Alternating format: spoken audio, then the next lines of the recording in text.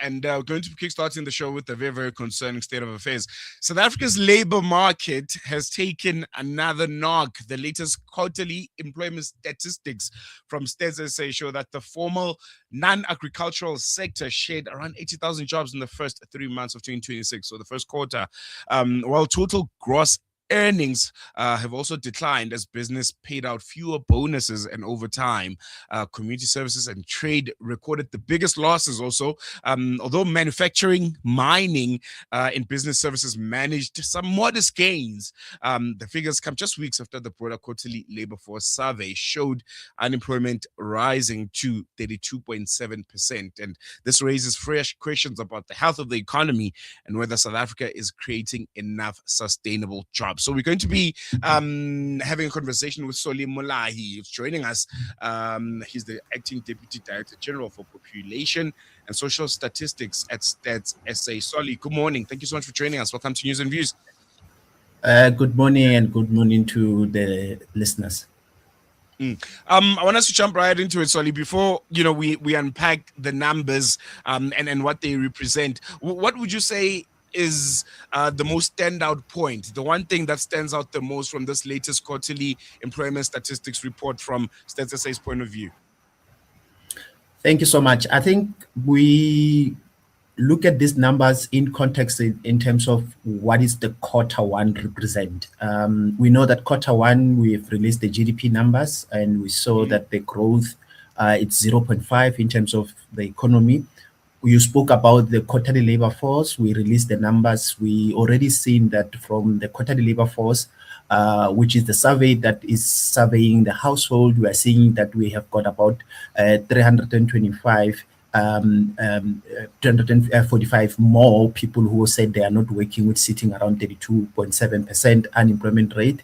Now, the formal jobs from the quarterly employment results, it's actually also confirming the same trend that this quarter we are seeing again, quarter to quarter, about 80,000 jobs. Even when you look at it year to year, we're still seeing about 121,000 jobs. So in essence, it shows us that quarter one normally is the new entrance, where those who have qualified with the degree certificate, those who have got matric results last year, they wanted to get into the job market looking for a job. And then we are seeing that actually we are seeing fewer people are actually absorbed into our labor market. I want to come to, the headline that I think has caught everyone's attention, the fact that, we've, as you mentioned, we've lost 80,000 formal sector jobs in just one quarter. Which sectors would you say accounted for most of those losses? And are they driving forces, reasons why they bled so much jobs? So before we jump into the industries, let's look at also whether is this permanent jobs, or meaning full-time jobs or permanent jobs. And we are seeing that actually for whether you look at it for permanent jobs or full-time jobs, there's still a decrease in terms of the number of jobs. We're seeing that about from that 80,000, most of those jobs are permanent, are part-time jobs. What it tells us is that quarter four normally does when the employers are actually hiring part-time jobs, workers, so that they can assist with the rush for December, especially in those industries like your trade, where there's hospitality industries. And that is why when you get into the industries themselves, you'll see that the community service, and this is where government sits, because this is where your provincial department sits.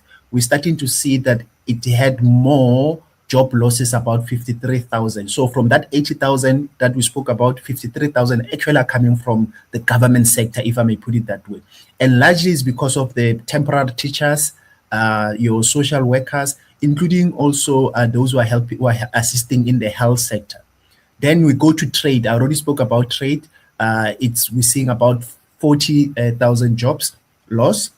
That again, it has to do with what I've already spoke about, that this is your industries where there's hospitality in terms of restaurants and also your hotels. And the ones that did the positive, unfortunately, they couldn't offset the negative. Your manufacturing, your business, and mining, they were quite positive, but minimum positive, sitting around 7,000 to 2,000. So compared to the 53,000 and 40,000 that I already mentioned in the other industries. I want us to take a quick break. When we come back, I want to touch on something that was also concerning, the fact that Stats SA also recorded a gross earnings shortfall, I think by more than 43 billion. So I want to to touch a bit on that. What does it represent? What does it tell us about money that is being paid to people? How much of it has decreased, and what are some of the reasons for that? But we'll do that after the short break. You know, it's a wonder how kids get anything done these days. With all the distractions, when do they even get time to study? As a mother, all I can really do is make sure they have all they need to perform at their best. That's why I choose to include Sunfoil, triple refined pure sunflower oil with every meal I make. Naturally cholesterol-free and approved by the Heart and Stroke Foundation as part of a balanced eating plan. So whether I'm cooking, frying, or baking, I know every dish will be a wholesome one. Sunfoil, now we're cooking. Right now, over 150 million children around the world are orphaned, facing hunger, hardship, and uncertainty. With Islamic Relief's Orphan Sponsorship Program, you can provide a child with access to education, nutritious food, essential healthcare, and a safe home. Your sponsorship is not just support, it's hope, security, and a brighter future. Be the reason an orphan child smiles again. Sponsor an orphan today with Islamic Relief.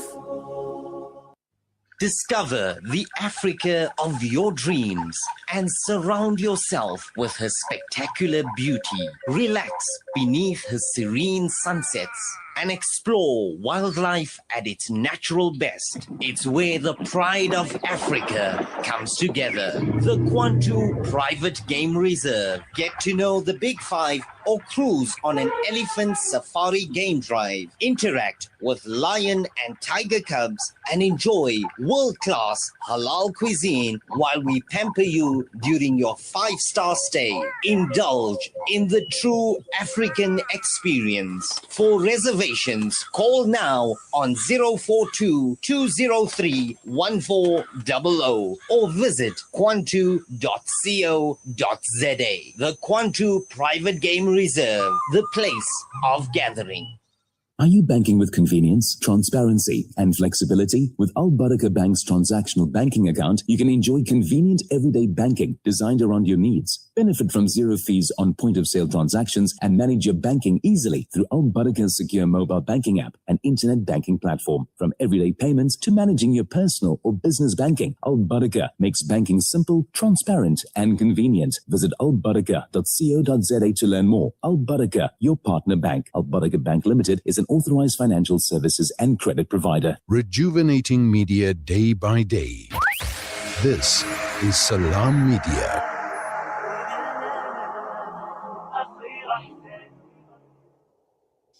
17 minutes past 8 Central African time. You're still tuned in to News and Views with myself, Salalo Makudire, on Salam Media, home of humanitarian journalism. And we're still in conversation with the Acting Deputy Director General for Population Social Statistics at Stats SA, Molayi. And we are unpacking South Africa's job crisis, which is seemingly deepening. This is after the country lost at least 80,000 formal sector jobs in the first quarter of the year. And Soli, thank you so much for staying with us. Before we went into that short break, I wanted to chat briefly about what was also recorded by Stats SA. I think we also saw gross earnings fall by more than 43 billion rand.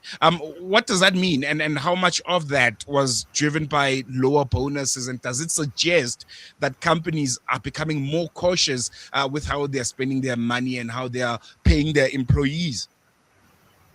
No, thank you so much. So gross earnings includes the basic salaries, bonuses, and overtime. So quarter one, we are seeing that, to your point, we are seeing a decrease of about 43.4 billion.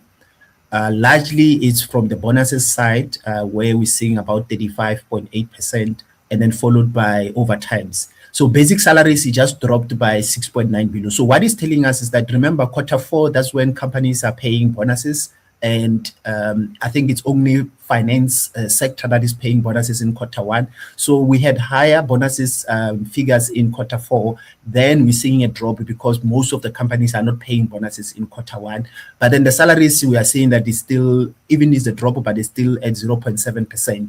And if you go into the industries again, you'll see that most of these industries that actually contributed to the 43.4 billion that a billion that we was talking about is your manufacturing, community services again, where we are seeing bonuses are also dropping there, even including the overtimes, then followed by trade, which also contributed to this.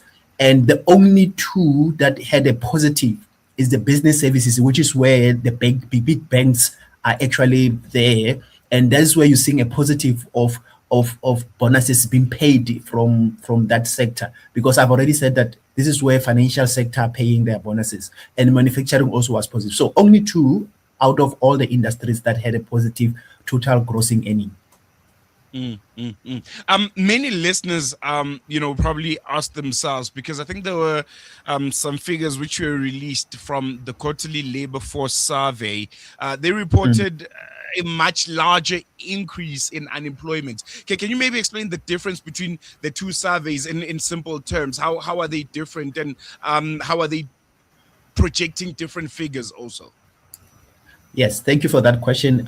So the quarterly labor force survey, it's a survey that we go to the household and check whether within the household who's working, who's not working, and if they're working, where are they working?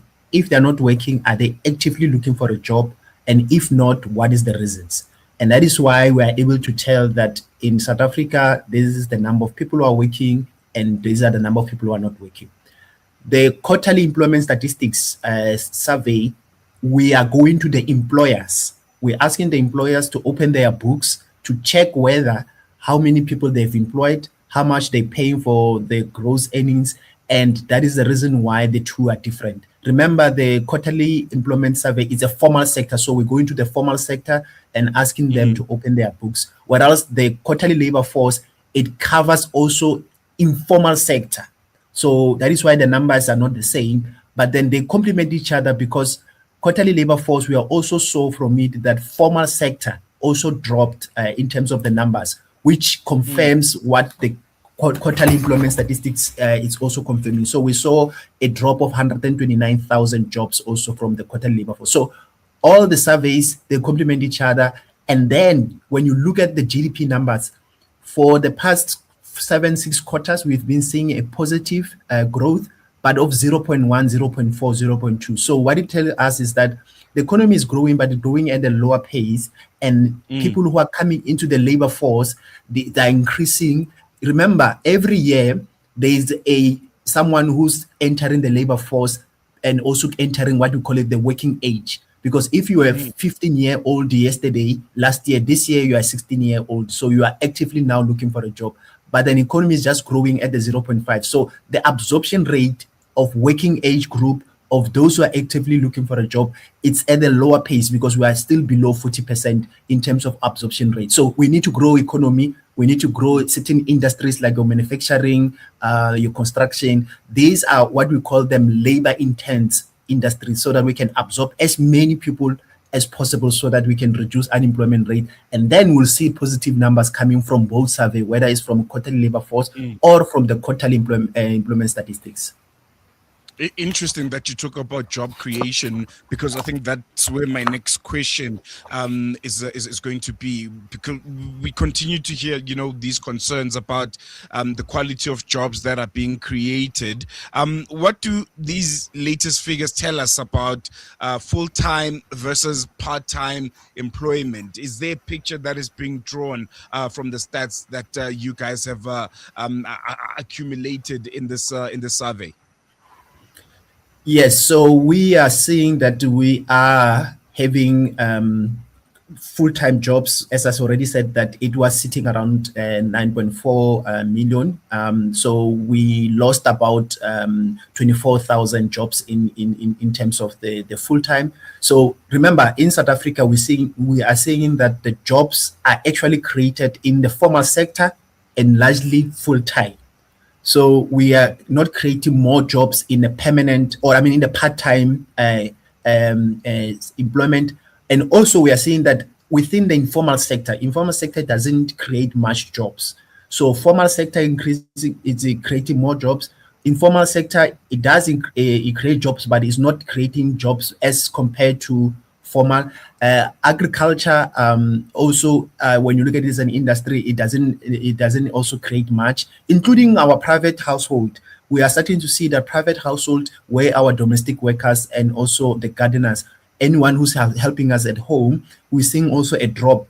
And this is largely because of the pressures that we know that comes to the household in terms of the salaries, because over time we've seen that even salaries, as I already mentioned, that even from the formal sector, we are seeing that the salaries have dropped by 0.7%, and the household are getting pressure. So you have to do those unfortunate decision where you have to let go of your domestic worker because you can't able to provide the salaries that is needed, especially at the minimum salary that is required.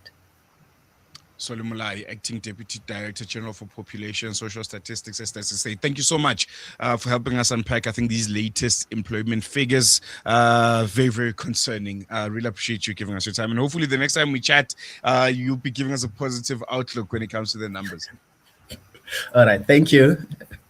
There we go. We're going to take a quick break, but after that, we're going to be turning our attention to Canada, where a Palestinian engineer says a professional disciplinary investigation is not really about whether or not she can work, she can perform her duties, but it is about her advocacy for Palestine. And we'll be doing that after the short break. We'll be speaking to Dr. Bahira Abdusalama about what has become known as the Zatar defense and what it could mean for freedom of expression, for professional regulation, and Palestine solidarity in the workspace. So you don't want to miss that one. Coming up after this.